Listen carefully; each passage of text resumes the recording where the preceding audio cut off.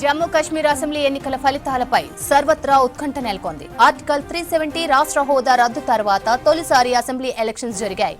Peoples pulse నిర్వహించిన సర్వేలో జమ్మూ కాశ్మీర్లో హంగ్ ఏర్పడే అవకాశం ఉందని తెలిపింది. నేషనల్ కాన్ఫరెన్స్ అతిపెద్ద పార్టీగా అవతరించే ఛాన్స్ ఉందంది.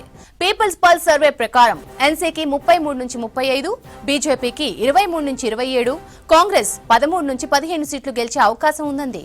పీడీపీని 7 నుంచి 11, ఇతరులకు 4 నుంచి 5 స్థానాల్లో విజయం సాధిస్తారని అంచనా వేసింది. ఓవరాల్ గా ఎన్సీ కాంగ్రెస్ కూటమికి 46 నుంచి 50 సీట్లు గెలిచే అవకాశం ఉందంది పీపుల్స్ పల్స్.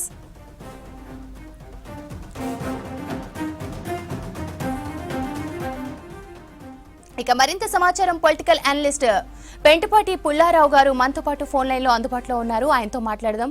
పుల్లారావు గారు, ఎగ్జిట్ పోల్స్ ఫలితాలపై మీ అభిప్రాయం ఏంటి? ఒకటి అనుకున్నట్టుగానే వస్తున్నాయి. జమ్మూ కాశ్మీర్ లో national conference Farooq Abdullah party Congress కి కలిపి మెజారిటీ వస్తారనుకున్నారు, అలాగే కనపడుతుంది. హర్యానాలో కాంగ్రెస్ పార్టీకి ఈజీ మెజారిటీ వస్తున్నా అన్నారు, 60 సీట్లు వస్తాయి 90కి అనుకుంటున్నారు. ఎగ్జిట్ పోల్స్ 55 నుంచి 60 అన్నారు. అనుకున్నట్టుగా వస్తున్నాయి, ఏం ఆశ్చర్యం లేదు. ఇంకా హర్యానాలో ఇంకా కాంగ్రెస్ కి ఎక్కువ వస్తాయి, 70 వస్తాయి 75 వస్తాయి అన్నారు, అది కనపడట్లేదు. హర్యానా చిన్న రాష్ట్రం, 90 ఎమ్మెల్యేలు ఉన్నారు.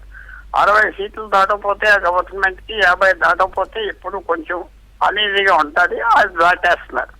ఎక్స్పెక్టెడ్ గా గత నెల బట్టి ఇక్కడ బీజేపీకి 10 సంవత్సరాల తర్వాత ఓటమి తప్పదు, యాంటీ ఇన్కంబెన్సీ. అలాగే జమ్మూ అండ్ కాశ్మీర్ 10 సంవత్సరాల ప్రభుత్వం లేదు కాబట్టి పబ్లిక్ పోల్స్ లో 62%, 63% ఓట్లు వేశారు. అక్కడక్కడ జమ్మూ కాశ్మీర్ లో ఎప్పుడు లేదు.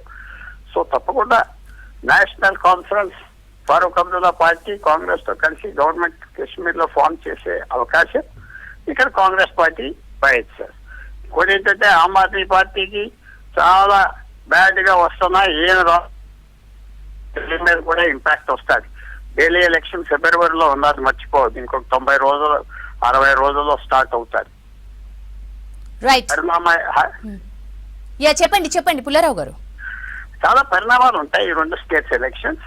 ఎందుకంటే పక్కనే ఢిల్లీ పక్కనే నార్త్ ఇండియాలో ఉన్నాయి. మార్పు వస్తుందని అందరూ అనుకున్నారు, అందరూ వస్తాయి. తర్వాత ఇంకా 2 ఎలక్షన్స్ మిగిలినాయి, జార్ఖండ్ లో అండ్ మహారాష్ట్రలో. అవి కూడా ఏమైనా ఇంపాక్ట్ ఉంటాయంటే అనుకోవట్లేదు, కానీ తప్పకుండా ఇది ఒక క్రిటికల్ ఎలక్షన్స్ అయిపోయింది బీజేపీకి. ఎందుకంటే మహారాష్ట్ర, హర్యానా వాళ్ళు పరిపాలిస్తున్నారు, దాంట్లో ఒక స్టేట్ అయినా గెలవాలి, హర్యానా ఓడిపోయారు. జార్ఖండ్ ఇండియా అలయన్స్ పరిపాలిస్తుంది, వాళ్ళు కొంచెం టైట్ గా ఉన్న పొజిషన్, ఇంపాక్ట్ కూడా వస్తుంది. హర్యానా రిజల్ట్స్ తప్పకుండా బీజేపీకి కొంచెం ఎదురుగాలు వస్తుంది మహారాష్ట్రలో, జార్ఖండ్ లో. ఎందుకంటే ఇక్కడ ఏదో గవర్నమెంట్ పడిపోయినాయి, కానీ అక్కడ స్థానిక ఫ్యాక్టర్స్ ముఖ్యంగా పనిచేస్తాయి అని మనం ఆలోచించవచ్చు. ఏదైనా అనుకున్నట్టుగానే ఎగ్జిట్ పోల్స్ కనపడుతుంది. అందరూ అన్నమాటే ఎగ్జిట్ పోల్స్ చెప్పినాయి. ఒక్కోసారి ఎగ్జిట్ పోల్స్ కూడా తప్పైపోతాయి, అది అందరూ మనకు తెలుసు. సో ఇది ఒక ట్రెండ్, చాలా పాజిటివ్ కాంగ్రెస్ హర్యానాకి. కాశ్మీర్ లో ఉమర్ అబ్దుల్లా ఫారూక్ అబ్దుల్లా పార్టీ కాంగ్రెస్ కూడా పాజిటివ్ గా ఉన్నది. వాళ్ళకి దాదాపు 10 సంవత్సరాల తర్వాత మళ్ళీ అధికారం అక్కడ వచ్చేటట్టుగా ఉన్నది. సో ఒక పెద్ద రిజల్ట్ గా మనం భావించవచ్చు.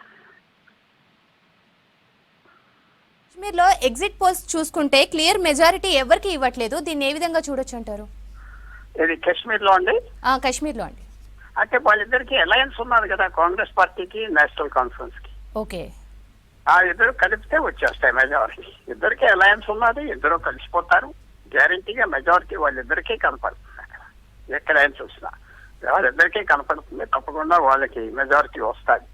అక్కడ హాంగ్ అసెంబ్లీ ఉంటుంది అనుకోవడం కష్టం, కానీ ఎగ్జిట్ పోల్స్ ఎప్పుడే ఇండిపెండెన్స్ కూడా చాలా మంది పోటీ చేశారు కాబట్టి వాళ్ళ పరిస్థితి ఎలాగుంటుంది ఇంకా మనం చెప్పలేం. Powerful independence, but trend national conference Abdullah party Congress కి రైట్. థ్యాంక్ యూ పుల్లారావు గారు.